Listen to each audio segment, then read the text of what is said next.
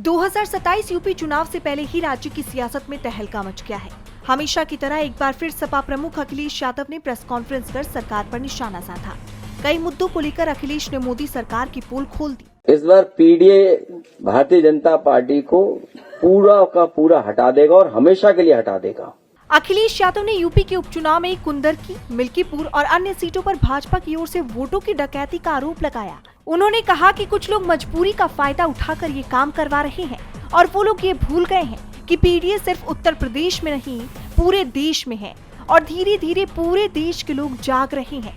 कहीं ऐसा ना हो कि 5% का भांडाफोड़ 95% ना करने लगे। अखिलेश यही नहीं रुके, उन्होंने 2022 चुनाव को लेकर चुनाव आयोग पर आरोप लगाते हुए कहा, मैंने राष्ट्रीय सम्मेलन में आरोप लगाया इलेक्शन कमीशन पर कि समाजवादी पार्टी के खासकर मुस्लिम और यादव वोट को और उनके बूथों को चिन्हित कर करके इन्होंने वोट डिलीट कराए या वोटों को शिफ्ट कर दिया।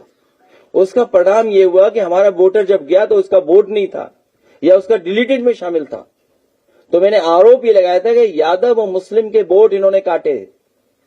उस पर इलेक्शन कमीशन ने मुझे नोटिस दिया था और जब नोटिस उन्होंने दिया तो हमने एफिडेविट कई हजार के लगा करके इलेक्शन कमीशन को दिए थे, लेकिन इलेक्शन कमीशन ने एक पर भी कार्रवाई नहीं करी। जैसे आप जानते हैं कि हाल ही में महिला आरक्षण कानून से जुड़ा बिल संसद में गिर गया, जिसे लेकर विपक्ष की एकजुटता के चर्चे तेज हो गए। तो वहीं बीजेपी ने विपक्ष पर आरोप लगाने शुरू कर दिए। इन आरोपों पर तंज कसते हुए अखिलेश ने कहा, और जो लोग वोट की लूट कर सकते हैं वो आरक्षण की भी लूट करेंगे। जो वोट लूट रहे हैं वो इसलिए लूटेंगे, आरक्षण लूटना है उन्हें। वोट क्यों लूटना है? सरकार क्यों बनाना चाहते हैं? उन्हें आरक्षण लूटना है।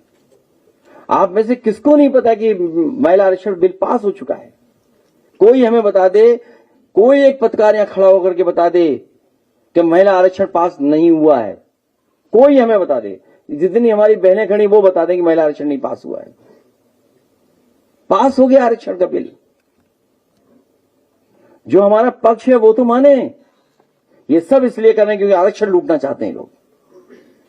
ये जिस तरीके से वोट लूट रहे हैं ये आरक्षण भी लूट रहे हैं। उन्हें महिलाओं को कोई हक सम्मान नहीं देना है।